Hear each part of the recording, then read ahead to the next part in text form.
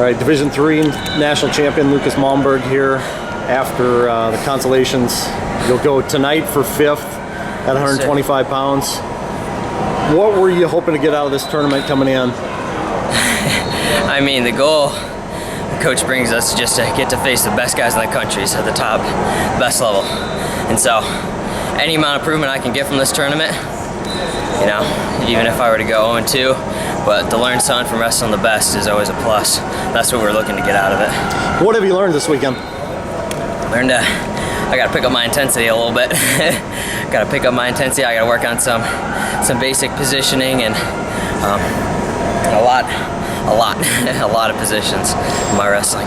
So you got the ultimate measuring stick in D1. You got top ranked Thomas Gilman last night. Yeah. What was that match like for you, and what did you? Wasn't a whole lot of fun during it. You know, he teched me, but to just get to face the top guy, you know, it's an honor in and of itself. It's a total honor.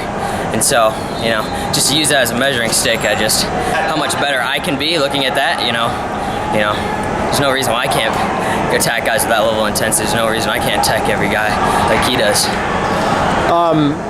Riley Lefevre was in this tournament as well, another D3 guy going for his 4th title this year in D3. I think he was 1 win short of getting on the stand. You get up there. You guys feel like you're kind of carrying the flag a little bit for your division at this tournament? I mean, I guess you can look at it that way. Like I said, our whole goal is to just face the top guys. Don't even worry about the results.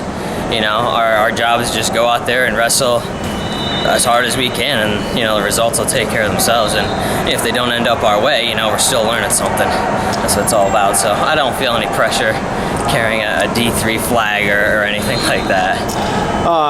A lot of people probably learned your name over the course of the last 2 days here, and can you tell people that don't know your story how you winded up at Messiah?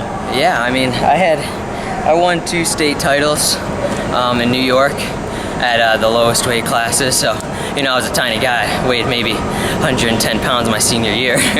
So I took like a year off and got to train. I live about 45 minutes from Cornell. Got to train with them for a whole year with their FLWC sort of training camp, and did some part-time at a community college to get some credits under my belt. Really had every aspiration, every desire to go Division I, but ultimately, you know, the reason I took a year off also is because I didn't know what I wanted to study. So I took a missions trip the summer after my senior year in high school, and just opened my eyes to the world and how much need there is in the world. And so after that, I really started thinking about, what do I want my life to be about? You know, wrestling's got 4 or 5, maybe 6 more years or so.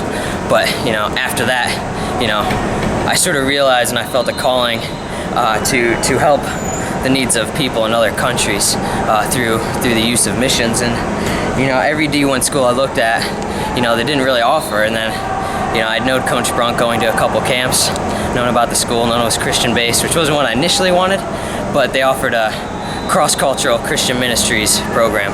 And you know, I saw that, I was like, man, I really want to go D1, but this is really going to help me out later in life, and to learn how to go about doing missions and how to go about helping people and presenting the gospel to them. You know, that's what I want my life to be about, you know, regardless of, you know, if I would have gone D1 and made All-American status, even national champ status, you know, ultimately, I want to be in missions. I want to be most prepared to do that more than anything else. So that's ended up how I got to Messiah. I kind of pushed my own needs and desires to go Division I in order to best prepare me for my future in missions. So what's next for you? You know, after this tournament, you know, I got one more match, so I'm only focused on that right now. But you know, after that, you know, excelling and getting better every day in the wrestling room, hoping to get my 2nd national title, and then finish up a master's degree in counseling, and then, you know, like I said, move on elsewhere in the world, wherever God calls. What will be like the 1 or 2 things that you'll go back to the practice room and really go to work on that you've learned here the last couple days? Yeah, I think it'll be my turning on top. You know, I've been able to ride guys, which is a big improvement from last year. I'm still having difficulty turning guys, and then just my overall intensity of just non-stop movement. You know, a little bit better positioning on my shots. You know, I can get in on some guys' legs, but you know, turning the corner and getting my hips under. You know, just little positions here and there.